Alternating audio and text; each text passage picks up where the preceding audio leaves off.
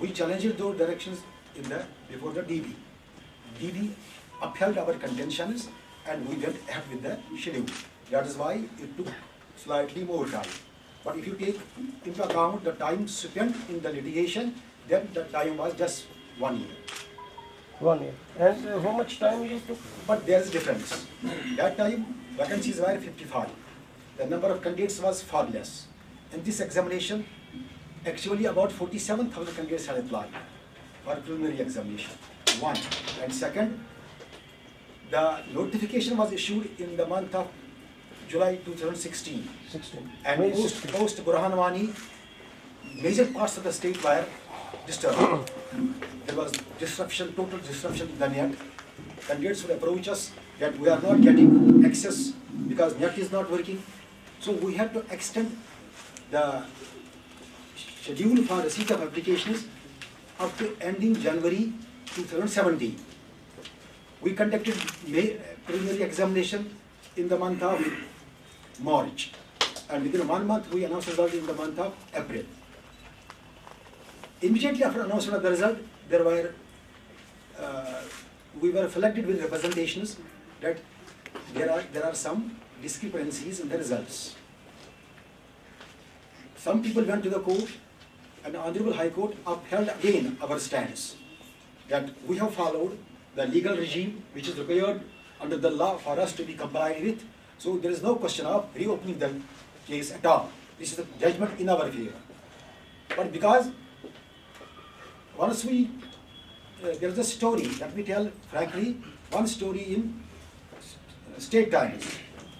That was a trigger. We reopened the case and we found, let's be honest, that there were 2 or 3 mistakes and blatant mistakes. The Commission decided that we reopened the entire result case. We cancelled the original result and There were no court orders on that. no, yes, listen. There were no orders from the court. Absolutely no orders.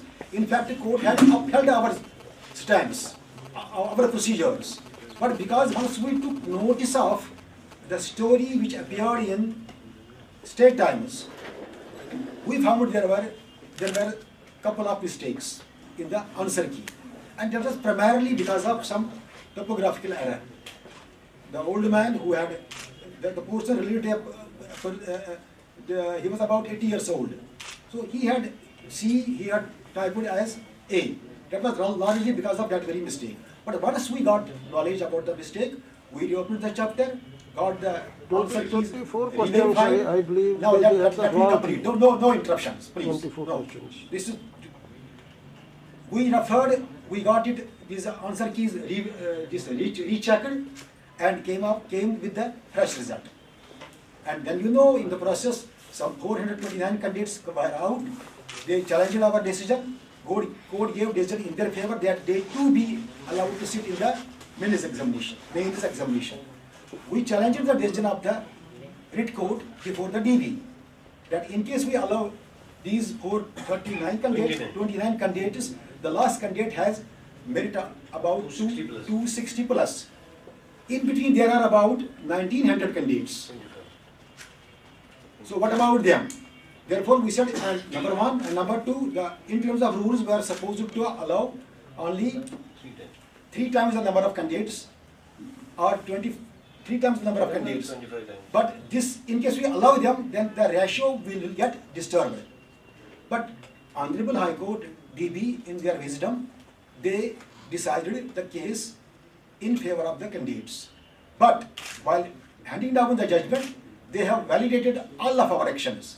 Whatever we did, including reopening of the results, re-verification of the answer keys, they have held that this is within our domain, this was legally correct. So while validating all of our actions, they said there are some candidates, there is doctrine of expectation, they have been there, so they be also allowed. The Commission met, we had the option of challenging the judgment before apex court in SLP, but we said no, already some time has gone by. Why should we, let us now give them a chance. Commission unanimously decided, we implement the judgment and we went ahead with this conduct of the examination. In that judgment, while the DB was seized of the matter, our examination was going on. So when DB gave the judgment, that exemption was cancelled by the court. Accordingly, in course of the court orders, we notified the schedule for the examination. I will remind you again, the same people that time, we have data with us available. The same people that time launched a campaign for cancelling the examination. And the grounds were incessant rainfall in Anantnag. Candidate is in Jammu, candidate is in Doda, candidate is in Kupwara. He is arguing case for the candidates of Anantnag. There was sheer some ploy to derail the process. But we said nothing doing, we'll go ahead as per our schedule unless the ground situation warrants change. Because I was constantly monitoring weather conditions, road conditions, flood level in the rivers. There was no such thing which could have inundated our examination centers. And accordingly, we went ahead with the examination. After the examination, now he explained to you the techniques which are adopted. After examination, we are before you with the result within less than 4 months. Now, there are software programs which have been adopted by the hired agency for verifying the authenticity of records, whether there is any discrepancy, there is any mismatch. All the programs have been applied. There is a software which is internationally recognized for such purposes. On that basis, there was no discrepancy. One. Second, when at our level also, in terms of our own regulations, we are supposed to conduct manual checks. Now, even after technological advancements, even after adoption of the techniques which are prevalent in the similar institutions in the rest of the world, we still adopt some manual checks. We resorted to manual checking, found absolutely no variation. Thirdly, when this controversy was generated, we had access to the roll numbers of some of the candidates which they had furnished to us or which became available to us through the other media platforms. We checked again, absolutely no error. So I can assure through you to the youngsters that this is the system which is totally error-free. And whatever is possible in the terms of verifying and re-verifying the data, we have done that. And we are not the only institution who have done this. As our controller disclosed, Gujarat has done this, Rajasthan has done this, and there are premier institutions in the country, academic institutions, who do this, who also conduct examinations through digital mode. And over the years, various types of softwares have been developed for ensuring error-free results. And the same has been done in our case. And another advantage is that we have adopted this only after we gained the experiences from our sister concerns, say Gujarat, Rajasthan, and other places. So backed up by the data, I can assure them there is absolutely no error. Sir, there is one more question. As per the previous system, your rule 30, I believe, about the conduct of examinations, it says, from examination center, copies come to you. You are the controller, I believe. Then those copies in sealed envelope go to the chairman. Yes, you read Please, you complete your question. Please, complete your question. Then chairman sends those envelopes, sealed envelopes, to the evaluators. This was the previous system. Here in this system, the copies were sent to a third party for scanning. How you allowed access to a third party, my number one? When these No, one by one. Yes, when these answer scripts, let me complete that. How you gave these copies to a third party when these answer scripts were not accessible even to your members, the members of the commission? Now, try to understand. The rule which you quoted is not at all relevant, or you have not that appreciated the legal niceties properly. The rule envisages that once we receive answer scripts, there is a form 4 corner slip which contains roll number of the candidate, roll number and name. They are set apart. Those corner slips remain with me. Answer scripts? No. Corner slips containing roll number and name of the candidate. they remain with me. The rest of the booklet has the barcode. Earlier also, they remain with me, only this roll number, corner slip. Yes. Rest will go to back to the section, secrecy section. One. Second, in the matter of examination, members have got no role whatsoever except to lay down the policies, because it is a question of secrecy. Listen. A secret remains secret when it is with one person. If it is with more than one person, it no longer is a secret. So, guided by this principle, only the corner slip is with me. Rest goes to the controller of examination. It is only the controller of examination who has total access to the records, not even chairman. This is one part. Second part is, in this case, earlier also, the answer booklet after detachment of the corner slip would go back to him, and in this also it is with him. Now, digital में ये change आया कि this was scanned. Now scanned form में that did not. He's concealing the fact. Okay, please. In the press conference, he is concealing the fact. What he concealed? Yes, let me- Please. You read 31A.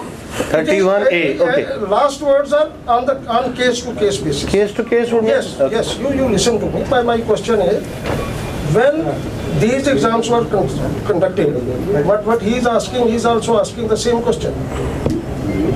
The whole students can be aware when you did not notify that these mains will be, there will be digital evaluation of these mains, number one. Number two, when you conduct your preliminary exams, there are instructions to the students to use black pen. Okay? Why these instructions were not given to them at the time of main examination that they should use black pen? Many of the students, they have drawn sketches with the pencils. They have used, most of them have used blue pen. How you scan the sketches with the pencils?